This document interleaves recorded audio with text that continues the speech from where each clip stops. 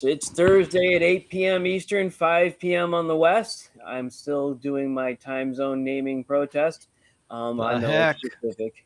Our topic today is running a reptile business. As always, in the controls is the headmaster of the Chameleon Academy, Bill Strand. I'm your host, Sean, and I go by McZoo. And today, our special guest is Nick Lillis. Hi, Nick. What's going on, guys? Hey. Good. So I've got a few announcements to make before we get into the meat of today's show. Um, as most of you know, I had a stroke about 13 weeks ago. Things are going very well for me. Um, I've been able to drive again. I'm starting work at part time next week, and I just had a birthday yesterday, so things are going well. And so I'm going to keep going. I'm going to keep doing my updates.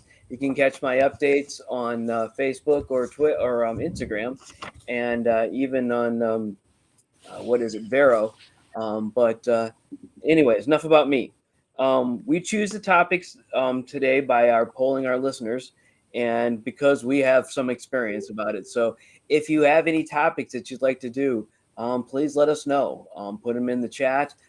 Text us, call us. I guess you can't really call us, but send the information to us, and we'll be able to do that. Even if you want to come on, if you want to come on the show, we're happy to do something with you. Locations, you can find us on the Chameleon Enthusiast, the Reptile Enthusiast, and Exotic Pet Adventures. We all have Instagrams and Vero and what have you. So, anyways, Nick, where can we find Yes. you? I'm on Facebook and Instagram under Unlimited Exotics.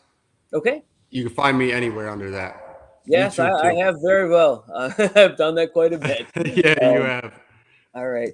So let's ask you a few questions. What is your first exotic pet memory? What was your first exotic pet that My you ever had? first exotic pet memory. It's not really an exotic pet, but I had a garter snake when I was about 3 years old that I caught in the yard.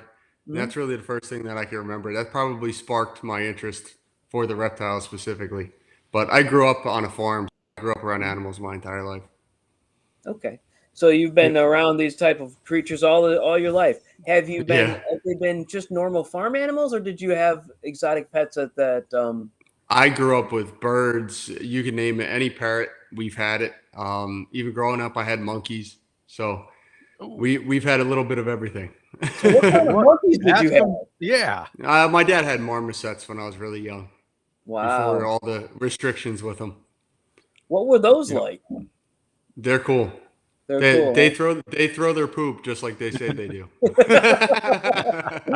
Oh man, anything that throws poop, I'm not sure I would have Yep. here. I've got my If I, dog. if I could have them, I'd have them again. They're Wow, cool. I've got. I was able to rehome my second big dog because of the stroke, and we've got little dogs at this point, and so they are easier to handle and are doing well. So, but That's just awesome. last Sunday, I was able to get rid of my what is she? She was a what kind of dog was she, Jen? Hus- The one we got rid of. Husky? Husky was my first one, but we just Oh, got rid of a pit bull oh, mix. She's like Oh, 52% pit bull. So we I sent have her two to of a good those. family. That's good.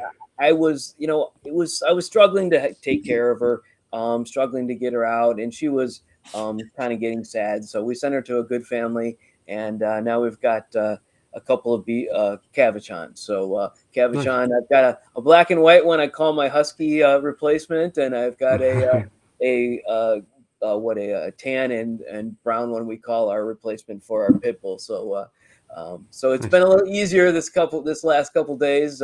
Haven't had to Yep. take that other big dog out every day and Oh, pot her I and bet. whatnot. So They can be a lot of work. I know that. they can be absolutely, but we loved them, but I think we did better by them. So Yeah. that's the key. So That's always um, good. so what's your favorite pet, Nick? My favorite pet out of everything, I'd have to say, is my black dragon. He's Okay. his name is Shadow. He's about 7 feet now. I've Wow. raised him since he was a little hatchling, so that's my buddy. Wow. That's the my favorite animal. That's the best connection I've ever had with a reptile. Wow. That's cool. Wow. Yep. I'm just amazed. I can't imagine. I can't imagine having anything quite that big. But I was dealing with the husky was too much for me, but Yeah. he got into everything, was very powerful, and kept biting and eating stuff. So I'm sure this Yeah. black dragon probably does all the same stuff. So It does. Hasn't bit much besides what we feed it, but okay. he's good. He's I cool. guess that's good. If you could Yeah. own any pet, if everything was legal, what would you own? I got a shirt of it. Komodo dragon. That's what I Yeah, would there we go. Man have. after my own heart. I don't know if Yeah. I'd really be able to handle them at this point. I don't even know if I was able to handle them before the stroke, but still, a Komodo dragon would be awesome. I say I'm gonna have one before I die. I will have a Komodo dragon somehow, some way. If I gotta open a zoo, I will. Don't tell anybody. You might rat yourself out there. No, If you I keep an want to eye do it on them. legally. No, nothing All illegal. right. You said before you die. You never know. I don't think anything like that is legal at this point. But all right. I'll have to Well, become AZA to do so. yes. So we're having a little problems with our sound. So I can hear you. I can hear Bill. All of us can hear each other, but Bill is not. Nick can't hear Bill. So I'm going to be sending questions over and information Yeah. between the two of them. So, Bill, do you have any questions for Nick to get to know him? I not yet. I am listening. This is a whole new realm. Mhm. All right. So, Nick, I hear you opened a new center or a new location recently. What was Yep. that like? Yep. A lot of work. I was working 20-hour days nonstop for about 3 months trying to open that place. And it's just a breeding facility for monitors and cyclura. But man, it was a lot of work. Building big cages is never easy. Mm-hmm. How big Yeah. is it? The whole place, I'd say it's a little under 2,000 square feet. And now we're Nice. opening up a second place for like our smaller stuff, our like Gilas, skinks, stuff like that. And that's about like 1,700 square feet too. Wow. Wow, Yep. that's pretty impressive. So what is a day in the life of a reptile hobbyist like for you? Well, thankfully, it's pretty normal. I work a normal job. We actually flip houses, and that's my normal 9 to 5. But I have a family that's all into animals too, so we all kind of do it together. We all take shifts. I always get the night shift, so I go and I feed all the big stuff. They kind of just clean up and take care of everything. I'm really the guy that's in the cages with the animals. I'm the psycho that's willing to get in and hang Mhm. out with them. Wow, that would be awesome, but also kind of very scary. So, um, Yeah. do you have anything that's venomous or poisonous or anything like that? I guess not poisonous. I've had healers and beadeds in the past. Right now, we don't have anything, but I recently moved to Pennsylvania, so now I can have that stuff. Um, our facility here is going to be mostly healers, and I'm not going to get into snakes. I'm not really a snake guy, but I will have a lot of healers and beadeds here. Wow. Okay. So Yeah. what's wrong with snakes? Just never, it never piqued my interest. I love them. I actually just rescued a red-tailed boa from somebody today. I do work with New York Animal Control, and they gave me a call, and they needed me to rescue a red-tailed boa. So I did that today, and I love them. It's not for me. Monitors have been my passion since I can remember, and cyclura are about the same. Two things that we have chameleons too. I have a little bit of everything. We have chameleons, we have panther chameleons, and Austerlitz chameleons. Oh, nice. I have a lot of skinks. We have a lot of geckos. But for me, everybody in my family has their own thing that they like, and for me, it's always just been the monitors. That's my go-to. Great. Okay. So what would you say your biggest challenge is? Space and time. Those are two of my biggest challenges.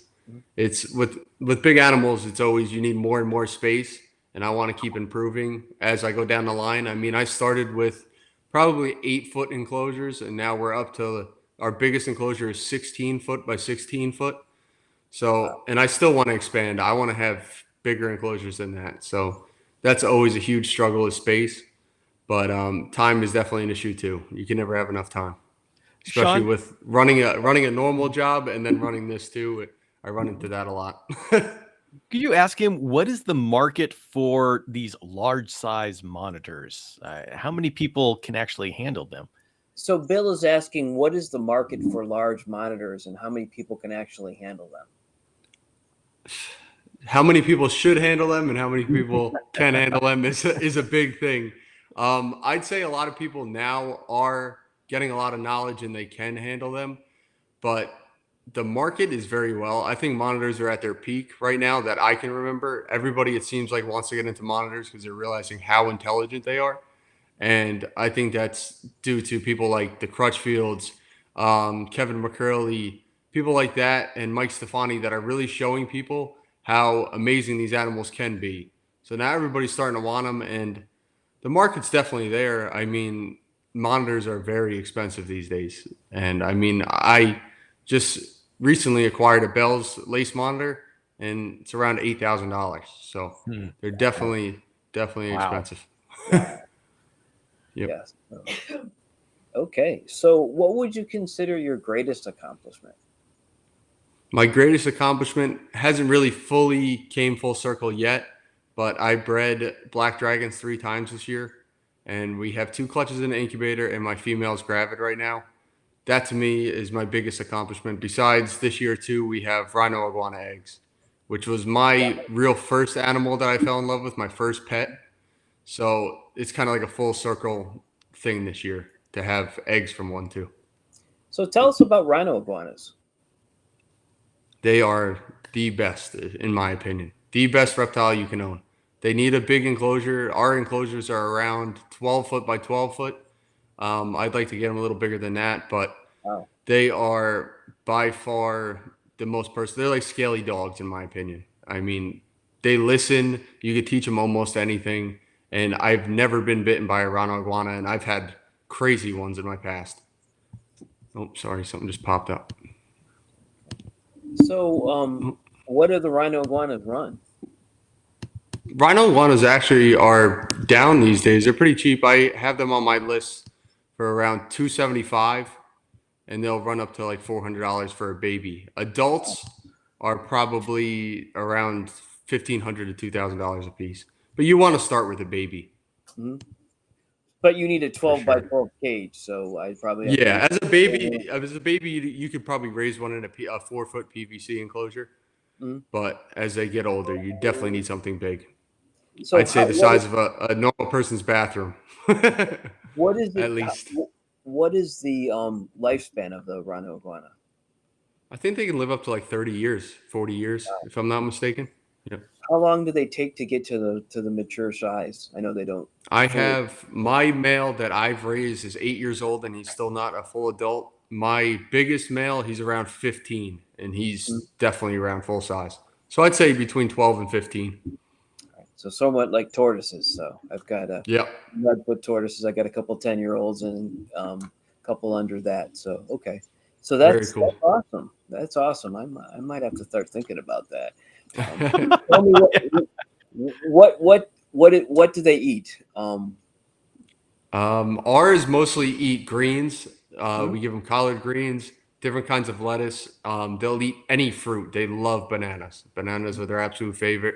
And then we give them Missouri chow twice a week too. Tortoise Wow, chow. it sounds like you're talking about my redfoot tortoises. It's close. That's- Actually, our one pair is housed with redfoots. So Really? they all eat the same thing. Yeah, I have a couple of green iguanas, and so I intend to house them with my redfoots, but I haven't got around to putting the cage together. But they eat the same thing as my redfoots do, so I hit the market every week and get I get bulk stuff, and so I can. We do the same. Yeah, so. Sean, could you ask him how he chooses which species he wants to work with? Is it just, okay, this is my side thing, and so I'm going to do whatever I like? Or is it a business decision? So Bill's asking, how do you choose your species? Is it because you like the species? Is it because it's a business decision? What is it? It's a very hard thing. Everything that we pick, I have really wanted for a long time, or it's not really a business thing because if it were, I mean, trust me, lace monitors that we're trying to breed now, they go for, I mean, I think it's like $5,500 a baby. I mean, that seems like a lot, but all the time and expense that goes into it adds up too. But we're doing stuff like rhino iguanas, and you guys know panther chameleons. There's not a lot of money there at the end of the day when you're done with it. I mean, babies go for like panther chameleons are like $100 a baby right out of the egg, and rhinos are $200. By the time we are able to sell them, I probably end up losing money with the rhinos and stuff like that, with all the time and money that you have into them. So Yeah. sometimes it works out in our favor where it is a business thing and we do actually make something, but it's just reinvested. You never really make money in this. That's an interesting situation because we talk about this. We've talked about the whole bunch of people, and breeding reptiles or exotic pets is really a hobby for most people. It's not a business. 100%. And you can't make a ton of money. People envision, money arm over fist, but they don't understand the expenses involved with these things and the size of the situation. And if you're going to be in Pennsylvania, you're just like my Ohio weather. There's no warm spot in Pennsylvania where it's warm all year round. You can put them outside. So unlike Bill, who's got California weather, I'm jealous. a little dry, but and he's got some challenges with the reptile laws and what have you. But still, that must be pretty significant. So the bills. Our food bill alone a week is probably around a little shy of $1,000. So besides that, electricity, everything else, it adds up. So we just try to recoup most of that, and that's really, I guess you'd call our business venture. It's just recouping all the stuff that we spend. We don't really make anything. If I didn't have a full-time job, I could never do what I do now. Yeah, with the 100-degree summers, my electricity is off the charts. So Bill is saying with his 100-degree summers, his electricity is off the charts. So I guess he's got that. I can imagine. So. Especially since my wife breeds Eurypletus fantasticus, those, and they don't like anything above the upper 70s. Yeah. So he's saying his wife breeds Eurypletus fantasticus, and they got to keep it under 70s. Nice. So yeah. I know that. I have a lot of geckos too. Fantasticus are amazing. My one of my best friends, Justin Munsterman, has just started getting into them. And he loves them. Yeah. They're amazing. I have what do I have? I have 2 cresteds, a couple of what do you call it? The chameleon gecko, and then I've got chihuahuas. I got a pair of chihuahuas. So very cool.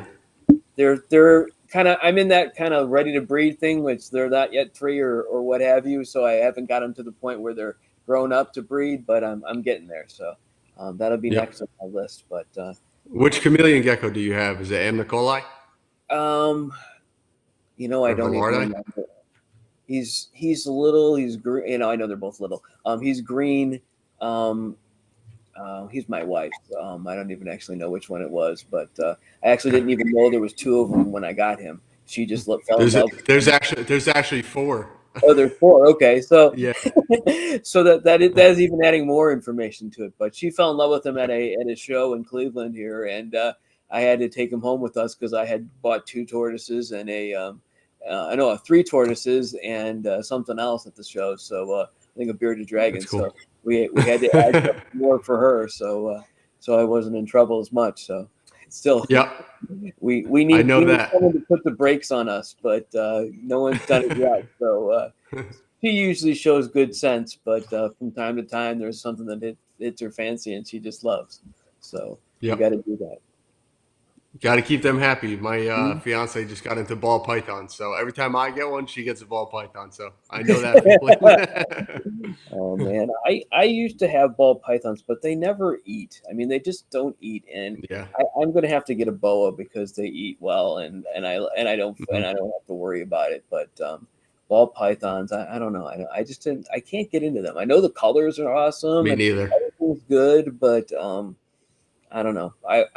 We actually had a show about me getting a snake, and after the show, the guy who was going to give me the snake had already given it to somebody else because I didn't tell him because I was too busy deciding which snake to get, and so I never got the snake, and then I had the stroke, and so we've gotten 12 weeks out.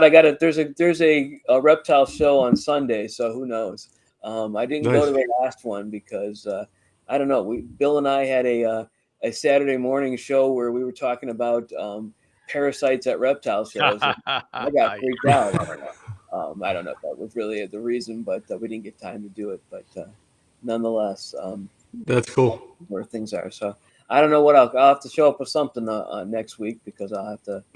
Maybe it'll just be crickets and and flies. Those where I get those. I always say that, and I never leave empty-handed. I haven't been to a show and left empty-handed, I think, ever. I think and I used to go to them and sell things. So you go there, you sell something, and you come back with more money than you did. It was like a strange phenomenon. I was only 6 I months. never did that either. And I always made money and spent it and bought more stuff.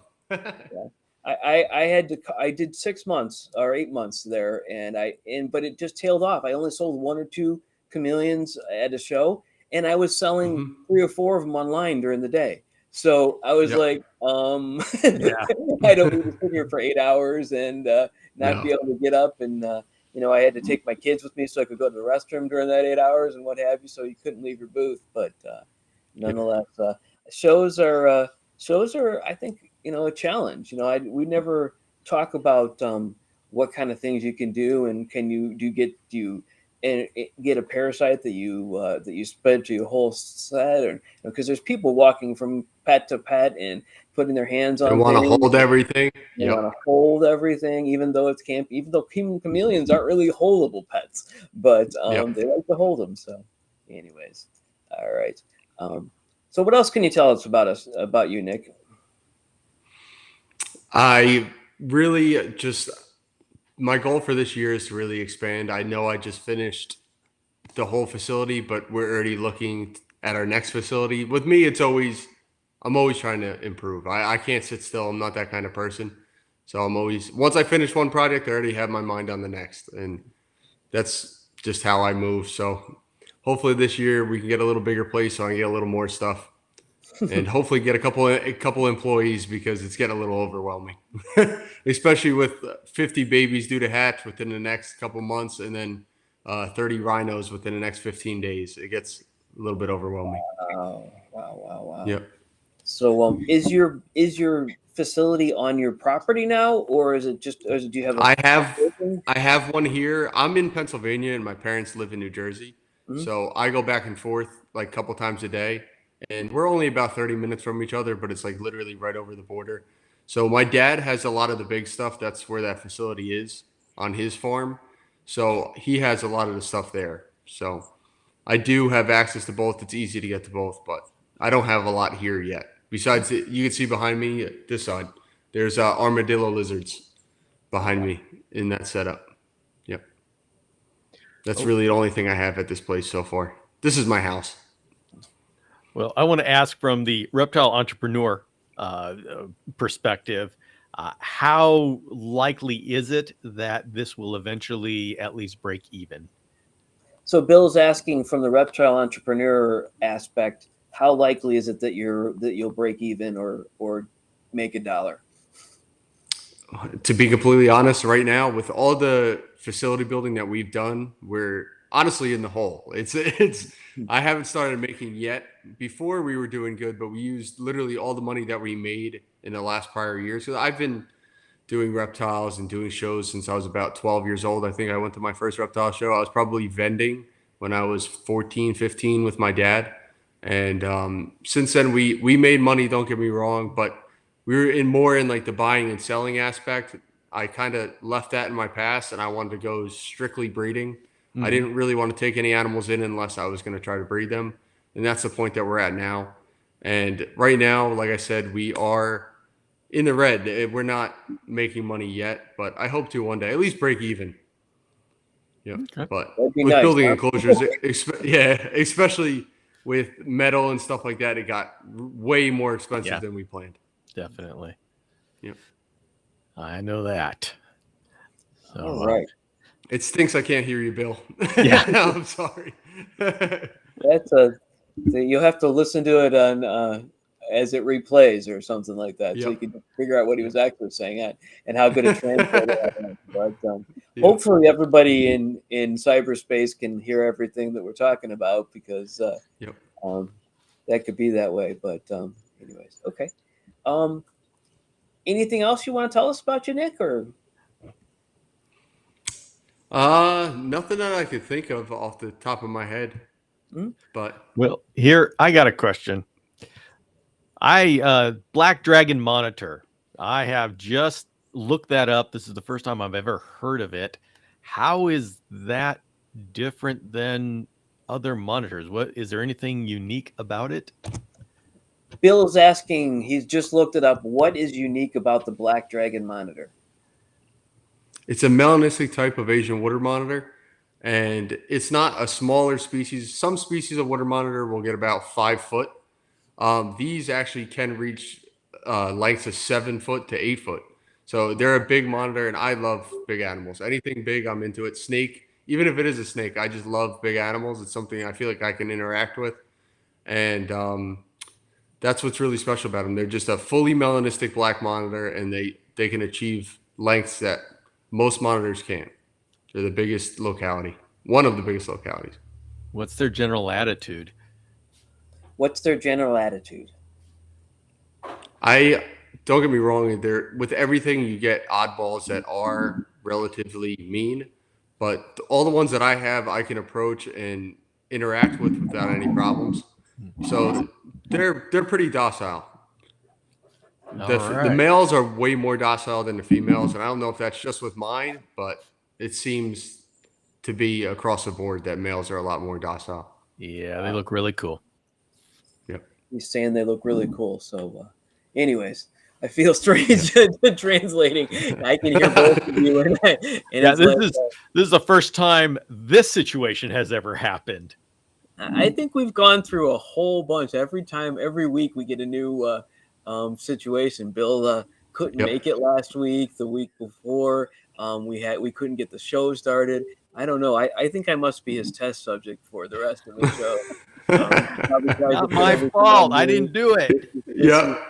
The way things go, but I'm happy to be the test subject. I ran the show last week, and I was able to run. You're doing a great job, being a translator and everything, and what have you. So and it's actually therapy. My neurologist says doing these kind of shows is good therapy for speech, and so I know I don't sound like I've been having problems with speech, but sometimes I do struggle a little bit from thinking of some words or grabbing that, but I think I did that before the stroke. So anyways, I think that's normal. I do the same thing.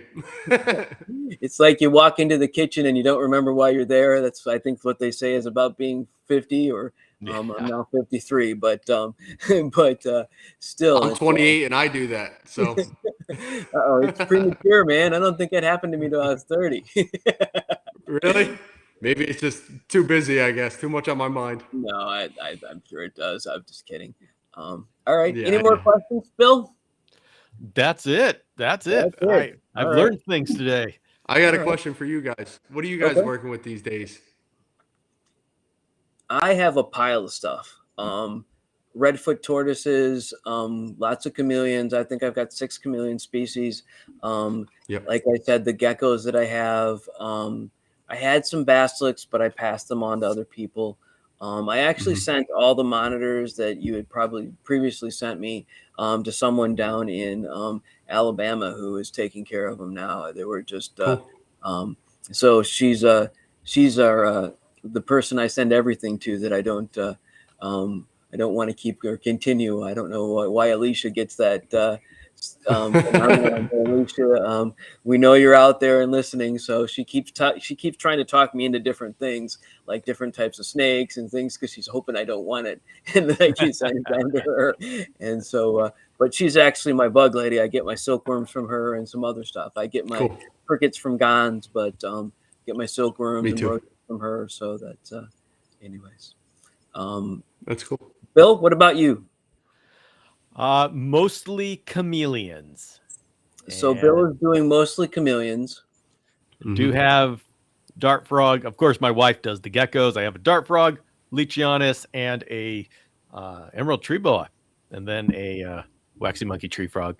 So he's got dart frogs. What else do you have? Emerald tree boa. Emerald tree boa has emerald tree boa, which he tried to talk me into, trying to tell me that's a nice pet you could hold. He called it a what did you call it? An Amazon basin. Emerald tree boa, Corellis batesii. He called it something friendly. squishy little green noodle or whatever. They're all but friendly. Is it actually friendly, or is he joking? he's joking. Okay, that's what I figured. I keep wanting to put his hands on camera to see how many bites he's got on him, but he refuses to do that. He's Hey, hiding them. I respect the fangs. All right. He respects the fangs, but anyways, okay. Yeah. And so he's got some Lucianus, and I think that was it. Oh, dart frogs. And waxy Cool. monkey tree frog. A waxy monkey tree frog. So I have a Oh, one they're cool. pair They're very cool. dart frog. Now that I think about it, and I think that's all I've got as well. So I'm kind of trying to reduce down to a reasonable number so that I can take care of it and still do things. Yeah. But, I never met a reptile I didn't love. So like I said, I'm with you. Go this weekend. Hopefully I stay in the same lanes at least. At least I don't bridge out and get to different lanes, but you never know what'll happen. That's the hardest part, is staying in, keep your mindset, because I want to have everything too. And I did at one point, but I'm like, I'm going to do the monitors and the iguanas, and that's it. And I'm going to stick to that. And that's the hardest part of it.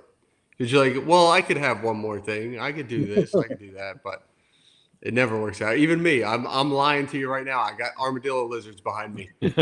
So that doesn't fall in either category. So there's 212 or so species of chameleons. I want them all, but I think I'm up to 5 or 6 at this point. I don't think Nice. I have some that I'm just keeping one of that I just that are just kind of housing, and then I've got a whole bunch that I'm breeding. So I've got Very Jacksons. I've got what else do I got that I'm breeding? Oh, panthers. I've got 2 types of panthers in Banja and ambelope, or ambelobe, or whatever how you say that. And then I've got a couple of surprise species that I'm going to bring out at some point, I hope. cool. I've got cristatus, and what else do I have? I don't know. I've got a few things, anyways. One chameleon I've been looking for is the sailfin chameleons. I've been looking high and low. I had one male, I think it was 3 years ago, and ever since then they just disappeared. I cannot find them. What was it? Yeah, I didn't hear your The sailfin chameleons. sailfin. I don't know the Latin term. Yeah. Probably cristatus, unless he's talking about Montium. Ask him if it was green or brown. Was it green or brown? It was green with blue eyes and the Blue big eyes. sail on the back. Did it have 2 horns? Did it have 2 horns, or did it have 3 horns? Or I don't know if I don't think it had horns. okay, Do so they that's all have horns? That Yeah. may be a female. You have cristatus. cristatus, you said? I do. I have one, and Bill has a couple. Wow. So Wow. so yeah. If you guys ever produce any, let me know. Yes, or That'd be cool. find them somewhere. Yeah. Yeah, that's another thing. You can't find them anywhere. I've been looking. You guys have had better luck than me. Yeah, they're a tough one. And you can explain to them they are one of the only species that is available to come out of Cameroon, and they're not a high value species, and so there just isn't a demand for someone to bring in a whole shipment to make it worth their while. So they're completely legal to bring in, but it's not financially worth it. So Bill is telling us that they come from Cameroon, and they're legal to bring in, but they're not a high value species. They're just a couple $100, or actually they're probably like $100 or less when you bring them in from. And so there's not a high demand for them, and they're just not. They're just not coming in. The other Cameroon species I love and actually have one, but it's kind of hard to do. So, anyways, Yeah. All right. I'd love to see them come in again. It's been a while. If we see them, we'll get a hold of you and let you know. Yeah, please do. So, all right. Well, Sean, how do you feel about we're coming up onto the middle of the hour? Yep. I think it's time that we call it quits for today. I shorten my episodes now since I've had the stroke because I get little tired, but although I think things are going better every week, so I You want to are go all year improving long. every week. And so I, my father-in-law was just telling me he's watching my clips on Instagram and says That's I'm getting cool. better all the time. And I'm like, hey, if you're watching me, and I'm like, but I do say that You look great. You look great, Sean. It was a pleasure to be here to the both of you. Thank you for inviting me. I had a great time talking to you. All right, All right. we'll stay Thank in you very touch. much, Nick. We'll see you next week with a new topic and a new schedule. And Nick, if you ever want to come on again, let us know. Next time, hopefully, All I can right. show you guys a facility. Oh, Yep. that would Thanks be for very having me. cool. Good. That would be good. A Yeah, we facility like tour. that. We'll have to schedule that, huh? All right. Yep, that'd be cool. All right, then. Thanks, guys.